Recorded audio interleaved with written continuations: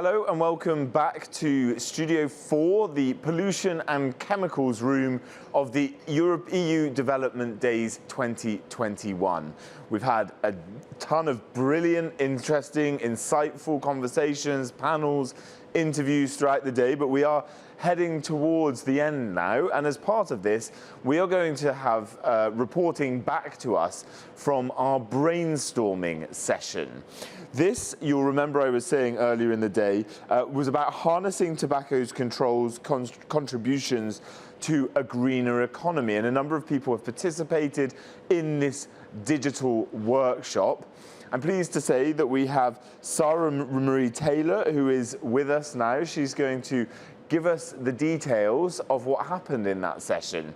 So Sara, tell us who was participating, what happened, what were the outcomes? Absolutely. Thank you so much for having me here, Jack. So we had a great mix of folks, mostly from the tobacco control world, but also folks with a background in sustainable development, coming together to talk about some interconnected issues. So we started with a few presentations talking about the impact of tobacco on sustainable development and tobacco control, because tobacco control plays a huge impact in sustainable development. It's one of the sustainable development goals under health, but it connects across all of these different goals because tobacco has so many negative impacts. It increases poverty, it can decrease nutrition, it has all kinds of environmental impacts. So it's an important piece of the puzzle in pursuing sustainable development and a greener economy. So some of these environmental impacts that our presenters talked about included land degradation from producing tobacco. The cultivation expert experience is highly resource inefficient. It takes a lot of nutrients out of the soil, so you have to pay a lot to either fertilize the soil, or a lot of people just cut down more and more forests to create land. The tobacco drying process is hugely energy inefficient. So there's a lot of negative externalities there. So in the session, we started with these presentations just to give everyone an overview of the topic, get us on the same page. And then we focused our discussion on sustainable livelihoods and sustainable agricultural practices, because that's a huge issue kind of at the intersection of tobacco, sustainable development, and a lot of environmental concerns. And we started by thinking about, okay, what does sustainable livelihoods look like? What are some of the hallmarks of sustainable agricultural practices? And the more we talked about it, the more it became, certainly clear that tobacco production consumption is just not sustainable in any way at all. It's a toxic substance that creates all kinds of health problems for anyone handling it. It creates green tobacco sickness. As I mentioned, there's all these environmental impacts, impacting the soil, impacting forests when you're talking about production, but also consumption. The cigarette butts are actually one of the #1 most littered plastic items in the world, and a lot of them end up in our oceans. So there's impacts across all of these different issues that you need to consider, and just holding us back from sustainable development and greening up our economy. And also from a livelihoods perspective, folks working in the tobacco industry, either farming or, rolling products, are very poorly paid. They're highly susceptible to the health risks of handling these products. And also they often rely on child labor. So again, just a completely unsustainable production system, unsustainable consumption. And at the end of the day, Jack, it's citizens, everyday citizens who pay for this. The tobacco industry has all of these negative externalities on the environment, on our economy, but everybody's paying for it. You and me, present generations, future generations are paying for these environmental consequences that the tobacco industry is kind of escaping being held to account for in a lot of cases. So these are kind of the key arguments that came out of our discussion. But we also wanted to think about what are some strategies to get these arguments out there. It's not enough just for us to come up with these arguments. We need to raise awareness about these issues. So we're thinking in terms of raising awareness both within the tobacco control community. A lot of folks may not understand the environmental impacts, may not know, but also folks who are working outside of tobacco control who share a lot of common interests to us, but maybe don't know about it. So that's why events like European Development Days are so important for the tobacco control community to be a part of, to discuss and share our arguments and our understandings, so we can raise awareness of the issues and hopefully create more discussions and find more events, perhaps, European Development Days next year as well, where we can continue these conversations and get more and more people aware, but also talking to national governments, especially in tobacco producing countries, so they understand these are the environmental impacts, these are the economic impacts, that people are being trapped in poverty by farming tobacco, and and farmers are also, so that they are aware, and here are some options in creating programs so that they can get the training, understanding, and resources that they need to escape tobacco production and all the ills that come with it. So I think that really wraps up the key arguments and strategies that we came up with in a fantastic brainstorming session. I think it's really interesting, Sarah. I have to say, when we started planning and organizing this event, and I was discussing with you and your teams, I really didn't know about the environmental effects and the detrimental health effects on the workers of tobacco. Obviously, in sort of parlance, and I suppose it is normal because of the huge health effects that tobacco has on people for smoking. I suppose the others don't seem so important, well, perhaps haven't seemed so important, but as we look at climate change in a much broader way now, we have to look at all of these aspects, and obviously, just another argument for controlling tobacco. So why is it important to continue the discussion around tobacco control's contributions to a greener economy, sustainable environment? How do we keep going? How do you keep pushing this letter?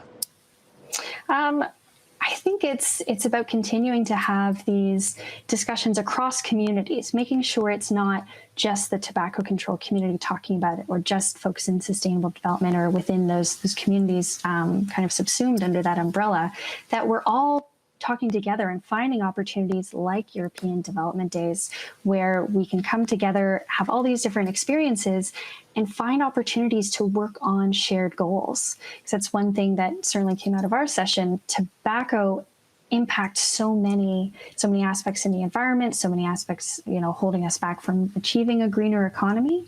And by speaking together at events like this, maybe also events under the UN system, the high-level political forum is coming up, finding more and more events to talk together and also build relationships, finding ways at these events to share our agendas and our priorities, and find ways to find these points of connection and find, these shared priorities, so that we can work together and simultaneously create a lot of progress. And by, controlling and reducing the negative impacts on tobacco, we can create a lot of opportunities to make progress on so many other goals.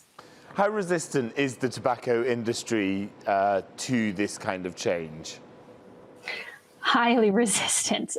So the tobacco industry it's very wealthy, it's very powerful, and they're looking to protect that and also to increase their market share. So they are certainly looking more and more to low and middle income countries, where there are a larger pool of non-smokers that they can attract, but also places that often have weaker tobacco control and consumer protections, and then continuing to spread misinformation and misleading farmers and governments and tobacco producing companies to keep them stuck in tobacco production, and misleading or misrepresenting their impact on the environment. And because they are, very wealthy, very powerful, connected to a lot of important stakeholders, it can be hard to make progress there, as long as decision makers continue to listen to the tobacco industry. And that's one of the many things we're working on. And it's part of the Framework Convention on Tobacco Control, which is an international public health treaty. One of the articles under that treaty is, working against industry interference and making sure decision makers aren't listening to the tobacco industry when they're making decisions. So very finally, we haven't got much time left before we need to wrap up, but obviously as a smoker, the way to counter this is to stop smoking. But what can non-smokers do in order to support the cause?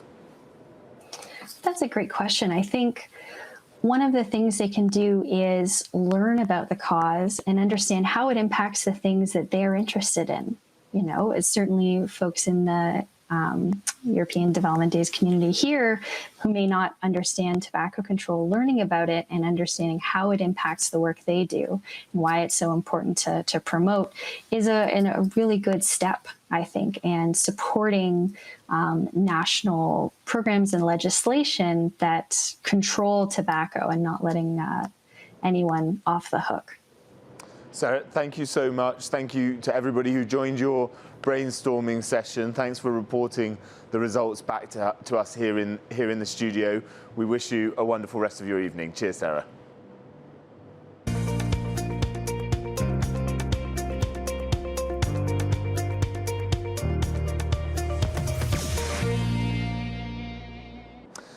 And so with that, we come to the end of this afternoon, this pollution and chemicals room, Studio 4. We've been here at the European Development Days in Brussels. I'd like to thank you all. I'll remind you, my name is Jack PARROCK. It's been an honor to host this room and to be invited to participate in this event.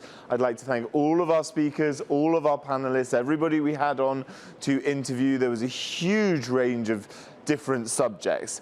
I'd like to remind you that this is a two-day conference, so there is a plethora of fascinating, interesting, engaging debates that will continue tomorrow. So please tune in, take a look at the website, have a look at the things that you're most interested in and the panels you'd like to participate in, and you can always ask questions and join the polls and the Slidos and everything that's been going on. Finally, I'd like to just also, whatever you do, make sure you don't miss the closing ceremony. That will take place at 17:30 Central European Time. And during it, we're going to have the outline of the EU Green Deal for a Sustainable Future. This is a really, really crucial issue here at the European Development Days. There's a set of 8 recommendations. Conservation of critical ecosystems is 1. 2, restoration of degraded land and seas. Safe and sustainable food systems. Number 4, legal, safe and sustainable wildlife use. 5, knowledge and capacity building. 6, governments and MEAs. And 7, indigenous peoples and local communities. We heard about that very intensively during that Myanmar debate about clothing and fast fashion. And 8, sustainable green finance. It's a really, really important announcement. So please make sure you're tuning in to that closing ceremony at 17:30 tomorrow here at the European Development Days. And for the rest of it, it's for me to wish you a goodbye and thank you everyone for joining us here in Pollution and Chemicals. Goodbye.